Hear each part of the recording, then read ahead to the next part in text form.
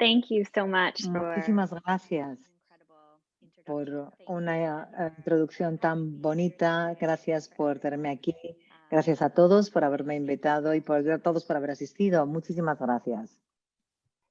Estupendo, pues nada, muchísimas gracias a Marta, a Pilar y sobre todo a Ashley por estar aquí. Y ya empiezan a llegar las preguntas, así que si os parece bien, paso a la primera. Y nos viene desde México, de Rosario Reyes, del Medio del Sol.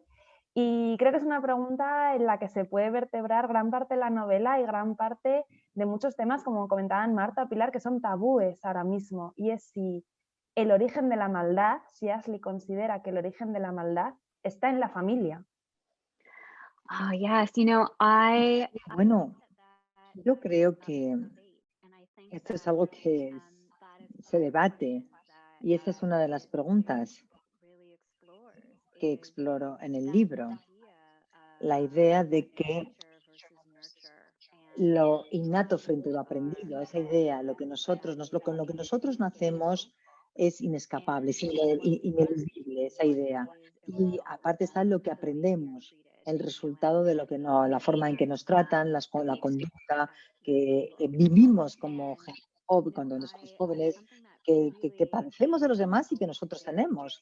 Siempre me ha parecido muy interesante todo esto y yo creo que esta es de ahí procede realmente Violet, la niña, Violeta. A menudo cuando veo algo terrible en las noticias, cuando alguien ha hecho algo terrible de forma, algo espantoso, como por ejemplo un asesinato, ese tipo de cosas, a menudo, como digo, tenemos esa necesidad psicológica de pensar quién es esa persona, plantearnos quién es esa persona, de dónde procede esa persona, de quién es. Pero yo lo que pienso siempre es otra cosa, quiénes son los padres de esta persona, quiénes criaron a esa persona, quiénes lo educaron. Pero no pienso en los padres de forma para juzgarles en absoluto, sino con curiosidad. ¿Por qué?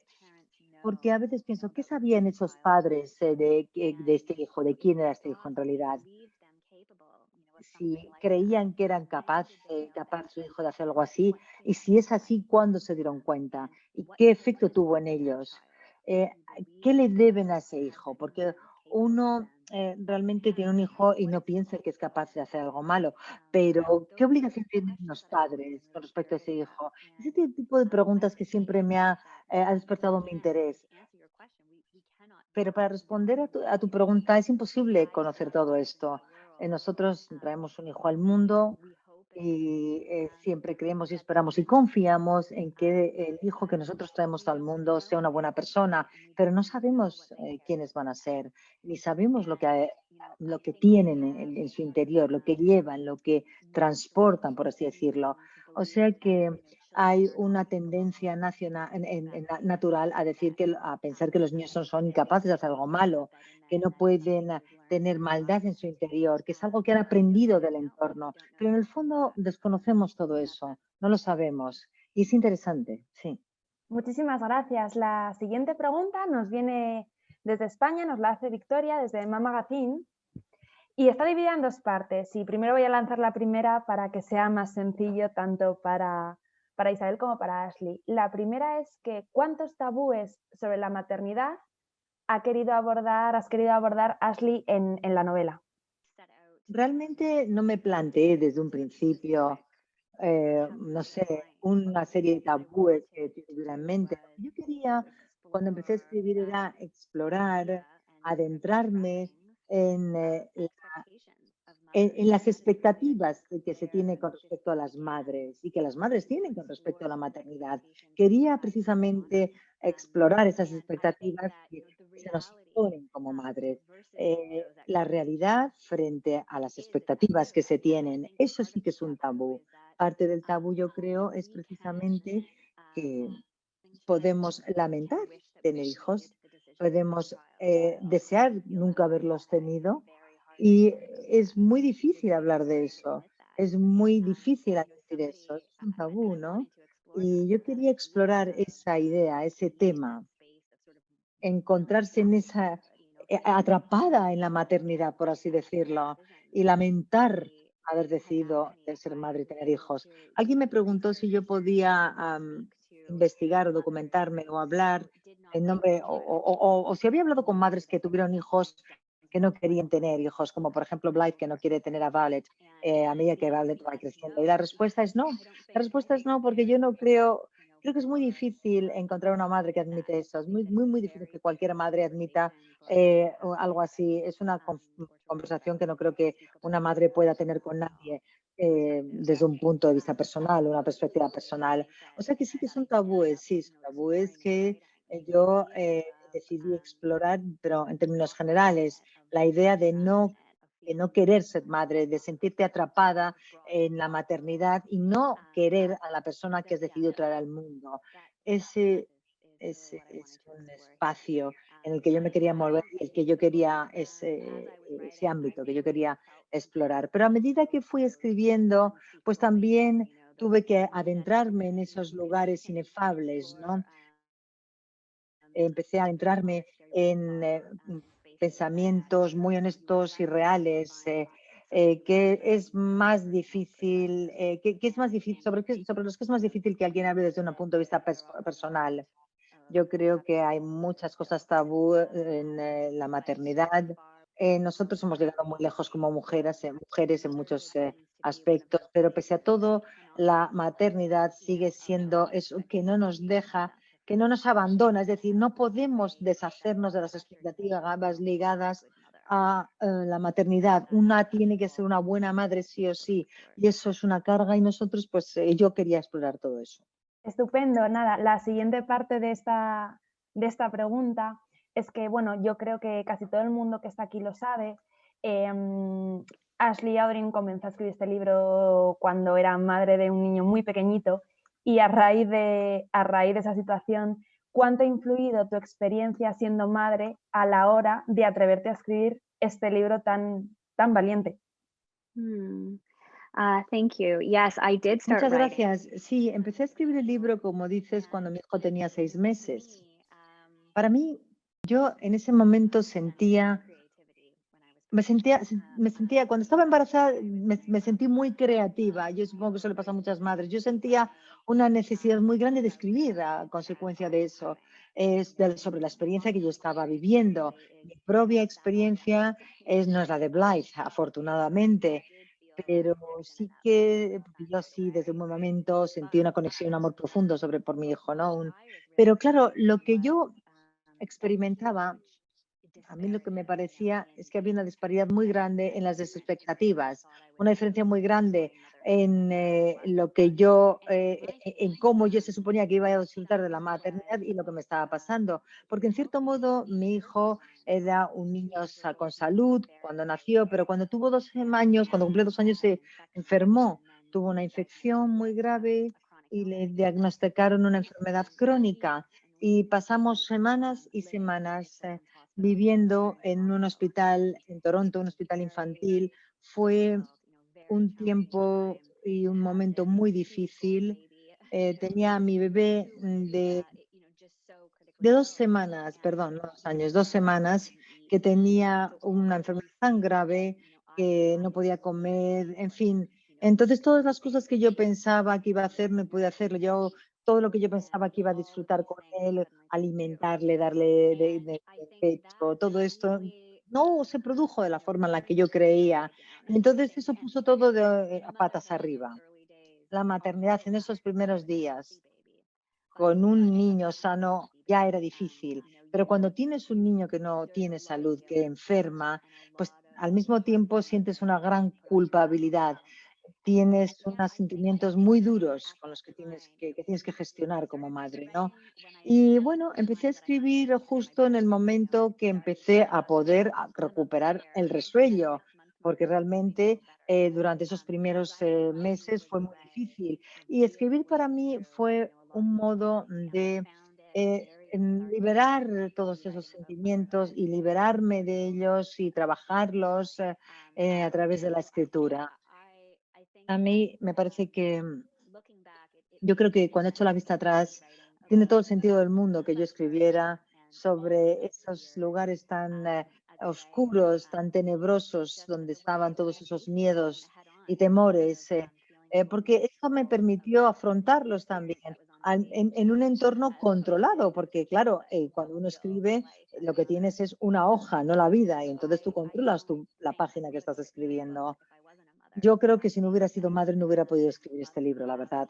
La maternidad me ha permitido escribir esta historia, esta novela, y estoy sumamente agradecida.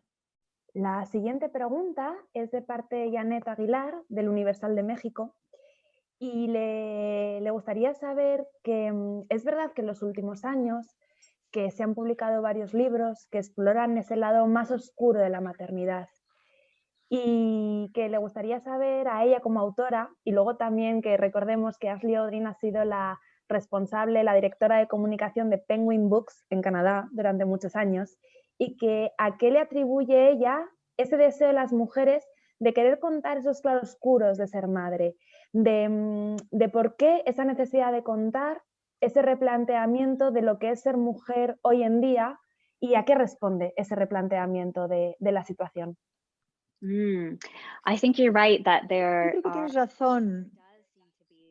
Parece que hay una especie de tendencia a escribir desde los aspectos o de los aspectos más tenebrosos de la maternidad. Am, pero creo que hay, hay un temor tan grande. O sea, la maternidad está ligada a un miedo muy grande, a una mención a un miedo terrible. eh, y yo creo que ese miedo es tan importante como el amor que tiene una madre por su hijo, el miedo a que le pase algo al niño, ¿no? A su hijo. Y yo creo que eso es precisamente lo que las mujeres que han escrito sobre maternidad han querido explorar, porque el miedo es el miedo a que le pase algo a tu hijo o que uno no haga bien como madre o que haga algo que ponga al niño en peligro. Entonces, yo creo que no hay otros lugares que haya como mujeres donde uno pueda ir a escribir de esto. Es decir, la literatura se presta para esto. En nuestra vida normal no hay ningún lugar donde uno pueda abordar este tema normalmente.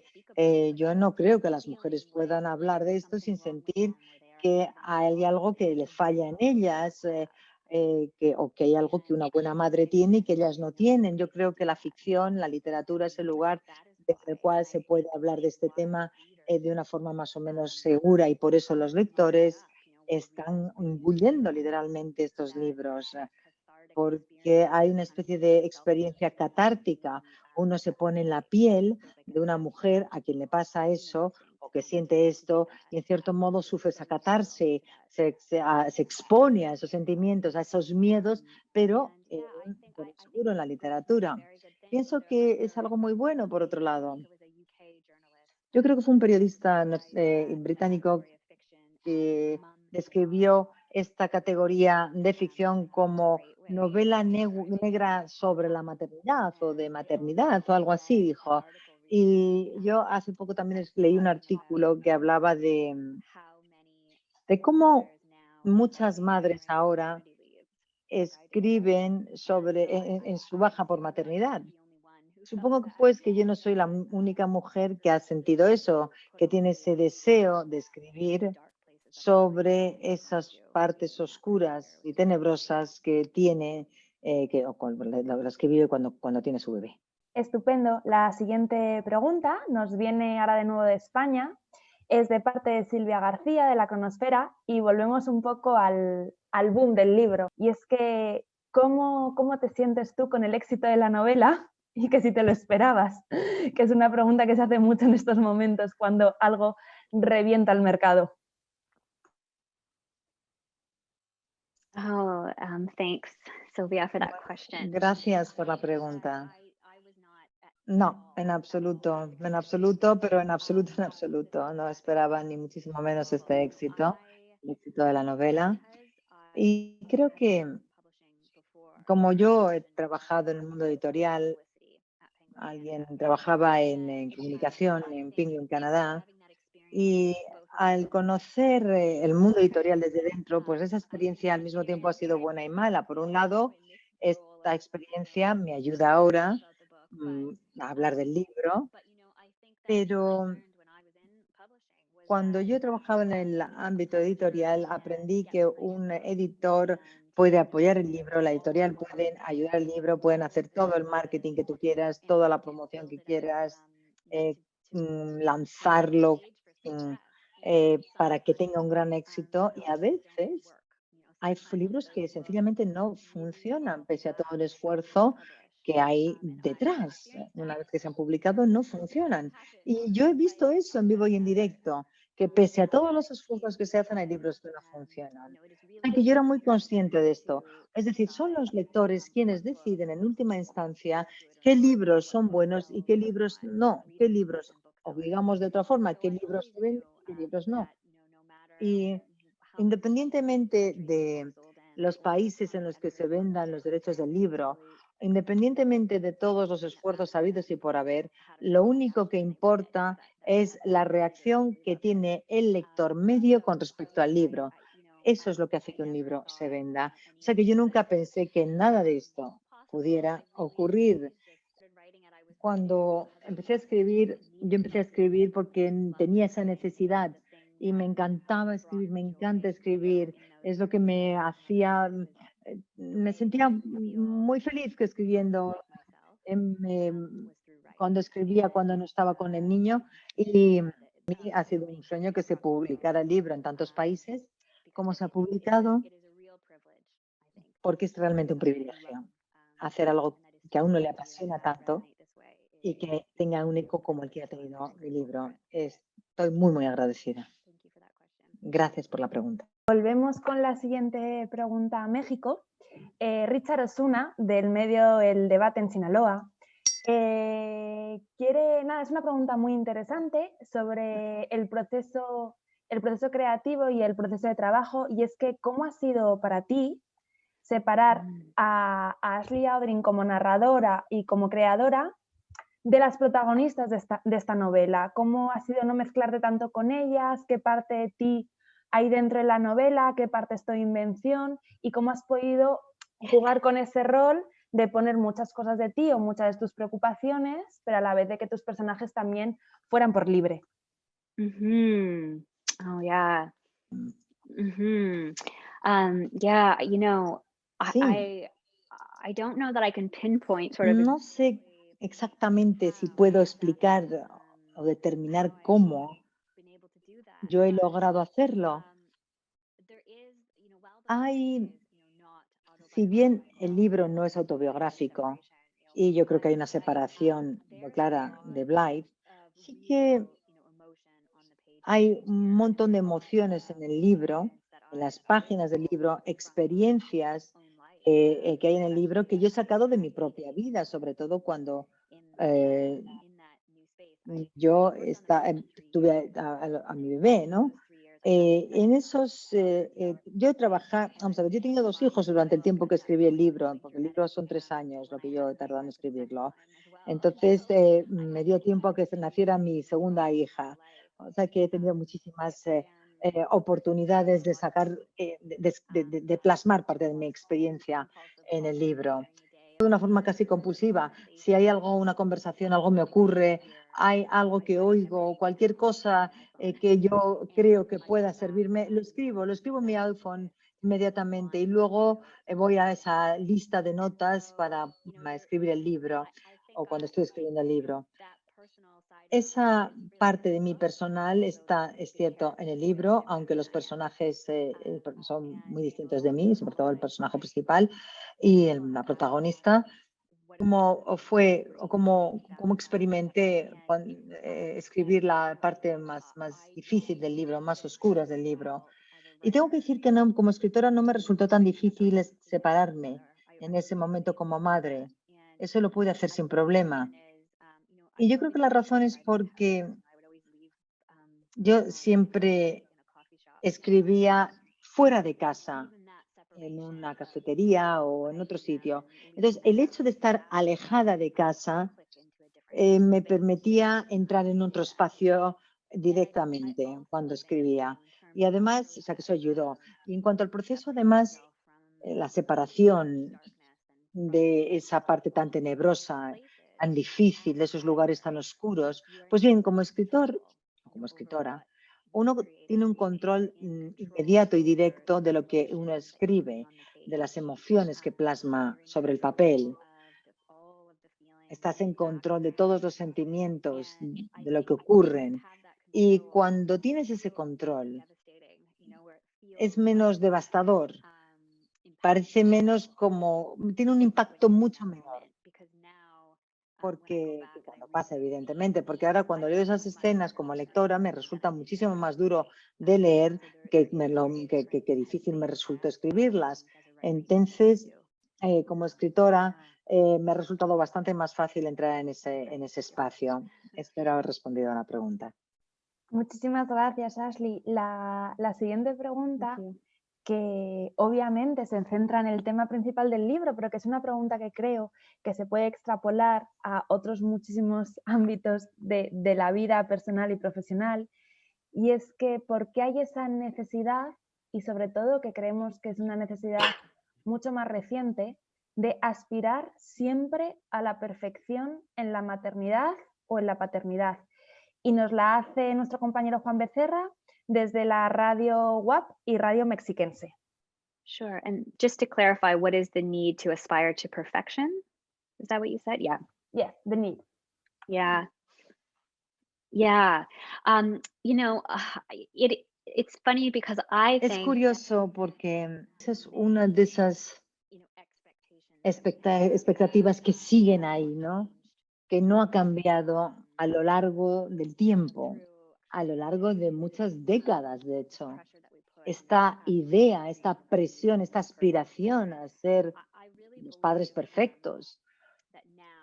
Yo creo que ahora, en esta generación, yo tengo 38 años, tengo dos niños pequeños, de 5 y 3 años, pues mi generación, los padres y madres que yo conozco, creo que somos la primera generación que hemos sido padres en los medios sociales, en las redes sociales. Es decir, estamos conectados con muchísima otra gente y ponemos y exhibimos una enorme parte de nuestra vida. Y al mismo tiempo que nos sentimos, en cierto modo, alentados a contar un montón de cosas sobre nuestra vida, hay también una presión para dar una imagen determinada de cara a la galería, por así decirlo, a nuestra maternidad o paternidad. E incluso presentar a nuestros hijos de una forma determinada en casa, en el colegio, en fin. Y existe la necesidad o sea, lo que hacemos es filtrar mucho para llegar a mostrar a los demás esa vida perfecta, entre comillas. Es algo relativamente nuevo. Y esto que ocurre y que acabo de explicar hace que la maternidad y la paternidad sean todavía más complejas, sobre todo para las madres. Se trata pues de una presión muy interesante, por otro lado, que yo creo que existe, que ha existido siempre. Es decir, ¿cómo hace uno para cumplir con esas expectativas? Es imposible. Es imposible que ningún padre y ninguna madre llegue a las expectativas que se tienen de ellos. Pero tampoco hacemos mucho para deshacernos de esas expectativas o de esa presión. Y yo no estoy muy segura de que esas expectativas vayan a desaparecer. Todavía no sé de ningún lugar donde uno ya no sienta la necesidad de llegar a esa perfección. Ahora bien, también tengo que decir que la conversación que yo he oído, las conversaciones que yo he tenido o que he oído con los padres y madres en los últimos años, dejan ver que ha habido un pequeño cambio, que hay cierta tendencia al cambio. Es decir, por ejemplo, yo creo que es muy frecuente oír a los padres, oír hablar, es decir, o reconocer lo difícil que es ser padres en la pandemia, en la situación creada por esta pandemia.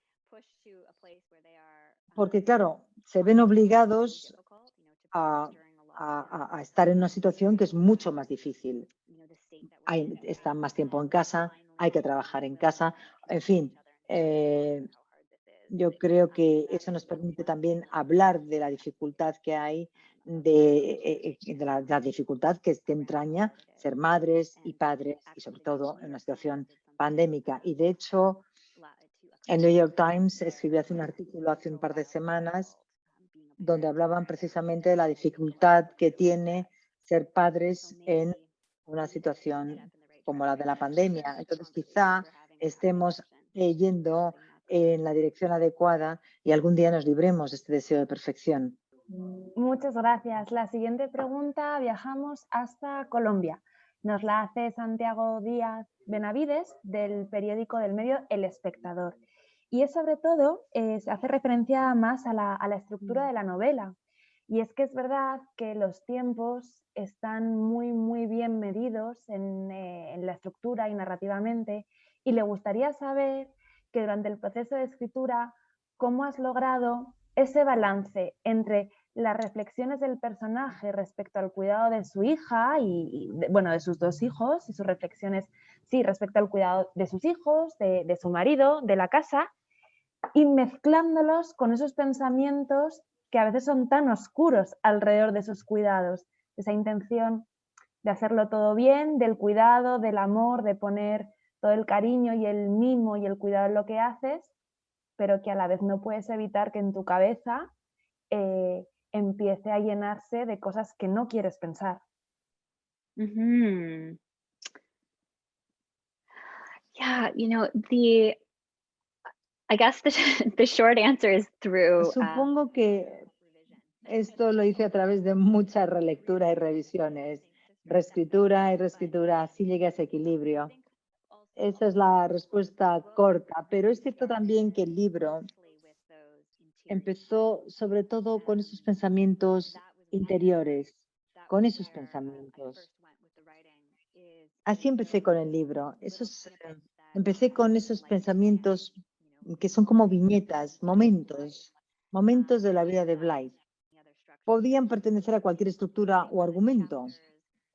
Eran los capítulos que necesariamente no permitían que el libro avanzara o que el relato avanzara, pero que sí que nos permitían comprender quién es Blythe. O sea que empecé a escribir un poco esos capítulos. Está en una cafetería, Blythe comparándose con otras madres, Blythe pensando en la forma en que, como su cuerpo es una especie de máquina, Blythe contando cómo os pasa las distintas tareas que hace a lo largo del día. Y escribí muchas de esas escenas y eso me permitió comprender mejor el personaje. Y fue en ese momento cuando volví atrás y empecé a establecer la estructura, a trabajar con el argumento y a ligar todas las cosas. O sea, entonces hay luego una serie de subtramas, la de Cecilia, la de la madre, la de la abuela, en fin, pero eso vino después. En principio empecé con la parte interior y sus pensamientos más íntimos de Blythe. Así es como realmente surgió el libro. Y eso es la esencia del libro, ¿no? Y tengo que decir que esas son las escenas o las partes que más he disfrutado escribir, esa parte de Blythe. Trabajé mucho posteriormente con la estructura del libro, claro. Volviendo un poco al tema del argumento en sí de la novela y de los personajes de la novela, desde Penguin de España, desde tu casa aquí, les interesa mucho un tema que se queda un poco aparentemente más de lado, pero es fundamental para entender esta novela, y es el papel de Fox, qué papel juega el padre en toda esta historia, porque les gustaría saber si Fox es alguien fruto de tu imaginación al 100%, o si en algún caso recabaste algún tipo de información o de amigas, compañeras o historias que te habían llegado de madres que se han sentido pues muy alejadas de sus parejas después de dar a luz, y para la que convertirse en padres, en vez de unirse, les ha alejado, que no es necesario que haya un problema o una enfermedad o de un problema de comportamiento de un niño para que algo que en un principio pueda unir de repente separa muchísimo por lo fuerte de la experiencia. Yeah, I think Sí, have always been very yo interested sí, a mí siempre me ha interesado comprender lo que ocurre en una relación, en un matrimonio, cuando se tienen hijos. Evidentemente yo lo he experimentado de primera mano Pero creo que es muy interesante que tanto la madre como el padre, la madre y el padre cambian de forma drástica una vez que el niño nace, de forma instantánea, inmediata casi. Y es casi imposible de articular esto, de explicar. Estoy refiriéndome a la madre y al padre. Y sin embargo, se tiene la expectativa de que este cambio, este reto que nosotros vivimos, este cambio fundamental que se produce en nosotros, genere o no cambie la relación. O sea, que las cosas sigan como siempre y que encima haya un vínculo todavía más fuerte. Y yo creo que esto es imposible. Yo personalmente pienso que es imposible mantener la misma relación que se tenía antes de que naciera el bebé. Hay que permitir que también la relación cambie drásticamente y porque, claro, tenemos muchísimas expectativas sobre la relación después de tener un niño. Y quise explorar eso en el ámbito del matrimonio, ¿no? Cuando empecé pues, a escribir sobre esto, existía esta segunda voz, el narrador. Es Blythe quien nos lo cuenta, pero Blythe habla directamente a Fox. Esto no fue una elección consciente, sino que empecé a escribir así. Y pensé que quizá en algún momento podría cambiarlo o alguien me diría algo al respecto porque es un poco infrecuente, pero nadie me dijo nada. Pero en cualquier caso, me gusta esta voz porque a través de este cambio se ve toda la intimidad que hay en el matrimonio. Y yo creo que esto es lo que permitió llegar ahí. Creo que tienes razón. Esta novela trata tanto de la maternidad como de los niños y el matrimonio. En cuanto a Fox, en Fox es difícil verle. Fox es un hombre que era mucho peor antes, en los borradores previos de lo que es ahora. Es difícil redimirlo, ¿no? A Fox. Cuando revisé la novela, releí la novela, tuve que cerciorarme de que el lector comprendiera por qué Blythe y Fox se habían enamorado. ¿Qué había de especial en su relación y qué es lo que era tan especial en su relación? Yo creo que empezaron con mucho amor y mucho respeto el uno por el otro. Eso es cierto, pero lo que le ocurre a Fox como padre y como pareja, como esposo de su mujer, en este libro, es que del mismo modo que a Blythe la sociedad le ha contado cómo tiene que ser la maternidad y qué aspecto tiene que tener, Fox también tiene eso. La sociedad también le ha contado y le ha dicho el tipo de lo que debe esperar de su esposa, lo que debe esperar de una madre, cómo debe ser la maternidad. Y de hecho vemos a Helen, la madre de Fox, que es una madre perfecta, ¿no? Es la quinta esencia de la maternidad. Y digamos que Fox no es un buen marido, no la trata bien. Y entendemos también por qué tiene esas expectativas de ella. Aunque sea muy triste lo que le ocurre a su matrimonio.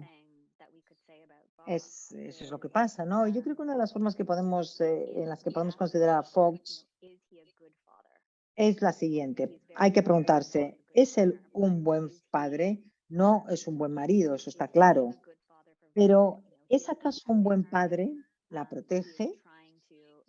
A Violet trata de asegurarse de que Blythe no le haga algo que pueda tener que acarrear el resto de su vida. Y bueno, esto se puede considerar que es buena crianza, ser buen padre, pero habría que preguntarse hasta qué punto uno estaría dispuesto a llegar en la paternidad en ese sentido. Fox es interesante desde esa perspectiva, pero hay distintas formas en las que podemos mirarlo. Hay distintas formas de justificarle, supongo, de justificar su conducta. Porque trata fatal a Blythe, la verdad.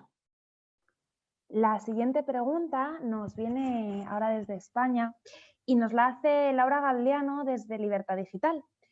Y es una pregunta muy a raíz del tabú de las maternidades complicadas y sobre todo de lo que te puede afectar el resto de tu vida. Y es si el resentimiento puede ser a veces una consecuencia o una respuesta natural Mm. ante la frustración que puede sentir una mujer ante una maternidad que no cumple con sus expectativas. Yes, I really Sí, believe that. yo lo creo, claro que sí. I think that resentment Creo que el is a very natural resentimiento thing to feel in es mothers algo in general, muy and I think that normal que resentment muchas madres sienten. Y even además, como digo, es una de esas is emociones closely tied to que está muy children, ligada and yet a la I think there's a maternidad, lot pero of que shame around that feeling. avergüenza a mucha gente. Mucha Like gente, judgment. muchas mujeres sienten We don't think vergüenza. there's resentment Uno no present, piensa que tenga que but tener resentimiento hacia sus hijos that o culparles has de been nada. true Pero las madres, muchas and madres I se sienten así. think there is a Y lot of unspoken resentment in this hay process. mucho resentimiento que There's a lot no se of declara ni mothers reconoce. her child Resentimiento hacia el niño, al niña, before the incluso twist, what happened. antes de lo que ocurrió. There is resentment towards Violet. Hay resentimiento, o sea, Blythe tiene resentimiento hacia Violet. Yeah, and I think that becomes poisonous. Y esto se convierte en un veneno, en algo venenoso. Also, see Debemos, yo creo, the fallout ver of the resentment in their marriage in Blythe cómo ese resentimiento se traslada al matrimonio. and on both sides that they cannot get Ambos sienten ese resentimiento el uno por el otro y no son capaces de superarlo y se convierte en algo muy tóxico y venenoso en su relación. Sí, sí, claro que sí que hay resentimiento y sí que es normal. Vamos, natural. Tenemos otra pregunta de parte del espectador en Colombia y es si ha habido algunas lecturas que le hayan permitido, que te hayan permitido pues construir los ambientes narrativos de la novela, si te has inspirado en alguna lectura que te haya gustado mucho, porque yo sé que por otras entrevistas que tú has contado que no sueles leer tanto thriller ni tanto novela negra, que tus preferencias literarias, sobre todo creo que te lo he escuchado antes, que te gustan mucho los relatos, que Alice Munro es una de tus escritoras preferidas. Y es si, pues eso, si para esta novela hubo alguna lectura, alguna autora que te ayudara a meterte en la parte de escritura, a ambientar la novela. Yeah. Bueno, I do. sí, yo leo I read a lot of novels, but muchas novelas, I pero psychological thrillers. nunca he leído o no leía novelas de suspense psicológico, aunque sí que he leído las más importantes, como Gone Girl, Gone Train. Lisa Jewell es una autora que me gusta mucho, que escribe muy bien ese tipo de novela, pero sí que es cierto que no era mi intención empezar a escribir o escribir un thriller psicológico cuando empecé la novela. Siempre he gravitado, siempre me han gustado los libros sobre la maternidad, mucho antes de ser madre. Era una especie de pequeña obsesión mía, pensar sobre la maternidad, porque una mujer tiene un hijo, lo que ocurre cuando algo falla. Y recuerdo ser muy joven cuando leí, no sé, a lo mejor tenía 17, 18 años cuando leí el libro de Janet Fitch, White Oleander, que publicó en los 90. Y se trata de un relato o una historia muy oscura de la relación madre-hija.